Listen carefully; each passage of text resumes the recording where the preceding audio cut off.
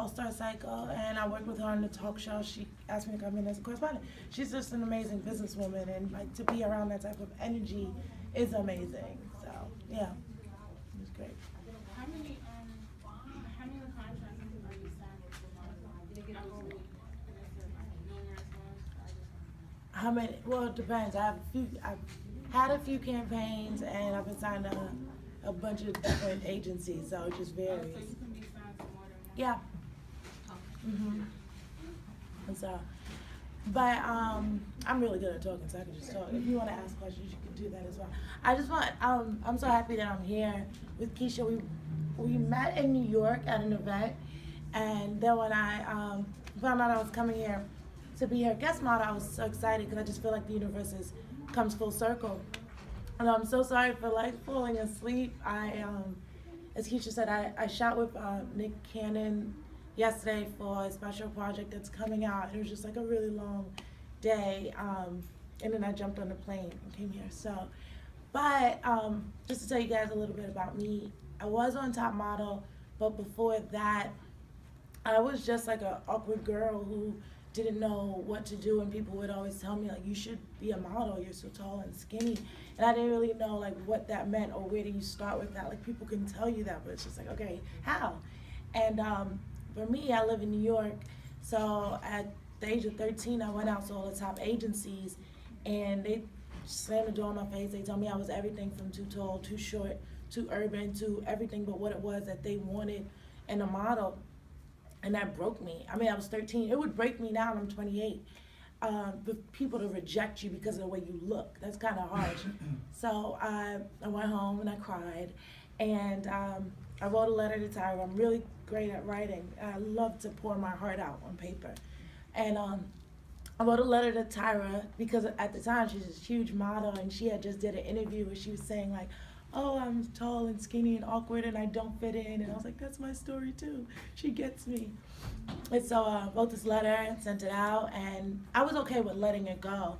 Then I got a response back, and she told me it was okay. It's okay to like for people to say no, and it's okay to fail, because if you don't fail, you'll never appreciate how good it feels when you succeed. And I just held on to that, and then I became obsessed with her, and I followed everything. And then she came out with Top Model, and I was like, I don't care what happens when I turn 18, I'm going on that show. So I was away at college, and she had the open casting. My best friend and I, we slept in the street in New York, and I would never recommend anyone doing that. But I like vividly remember walking down the street, and the line was wrapped around so many blocks, and like as we're walking, I'm looking at the women online, and I mean, if you can imagine the most beautiful woman in the world, times that by like 50, and like everybody there just seemed so gorgeous. And I looked at it and I smiled the whole way. I was so excited to be there, and I acknowledged how beautiful everyone looked, and I mean like exotic and white, black, Latina, Asian, just everybody was there. And I was like, okay, well, that's nice.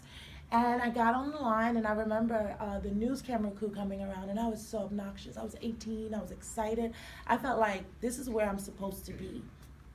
And the news camera crew came around, and nobody moved. They were like, well, does anyone want to be interviewed? And no one moved. And I didn't realize at the time that a lot of these women had been tainted by the experience and had been told no so many times that like at this point they're just focused. Like, I'm getting in. I don't care about anything else going on.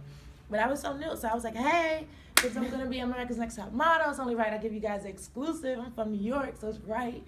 And I was so obnoxious. And I got, it was a long day. When we finally got into the audition room for my group, we were in this huge room, and we stood like chest to back. I mean, like sardines.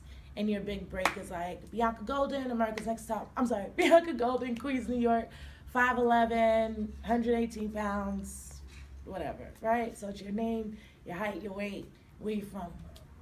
And you're only talking to a camera and like 3 casting directors. And I was the only person out of New York, and like out of all of those women wrapped around the block to be chosen for America's Next Top Model Cycle 9.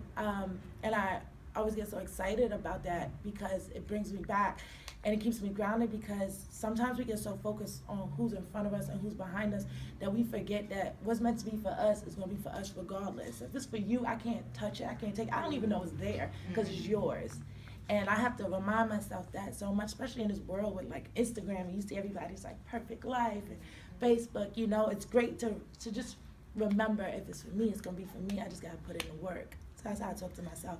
I went on Top Model, finished third runner-up. I was crushed, and I felt like this is where I'm supposed to prove myself, supposed to be a model, you know, and it was okay because it wasn't meant for me. And I left, went back to school. I got a call from Tyra's camp, and they were like, well, these agencies want to sign you.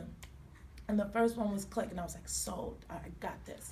And I went in, and they didn't want me in person because I'm a product of my environment. I'm from Queens, New York, so I believe in long nails, long lashes, long hair, and you know, I got a little ghetto to me. So I went in, and she was just like, no, like, this is not what we thought you were, sorry, keep in touch.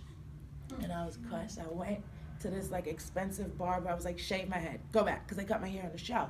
So I was like, cut my hair off. And he's like, are you sure? I would cut my hair off. And I went back in, and she was like, no, I'm sorry, we're not interested. Just no, it's not gonna work. Thanks anyway. And I was crushed, and now I'm bald and I'm crushed. And I ended up, I just don't believe in being broken. I can't stay down for too long. It's just the way I've always been built. So I went to another agency, and this agency was Major Model Management, top 10 agency, and their way of casting is a little different. You walk in this room, they're all in one office space, it's a long table, they sit at their computers, they barely look up, so everyone has to go in and you introduce yourself, your name, your age, and where you're from, and you walk around the table so that they can look at you. But no one looks at you, and I just thought, man, these people are really rude. And it pissed me off, because here we are, these models who want to be signed with these dreams, and you're ignoring us. I was pissed. So I went in, I was like, hello, what's up? Everybody here, y'all good? God bless. My name is Bianca from Queens. I'm 18, and I'm going to walk for you guys, okay? And I stomped around the table, and I finished, and I was like, thank you.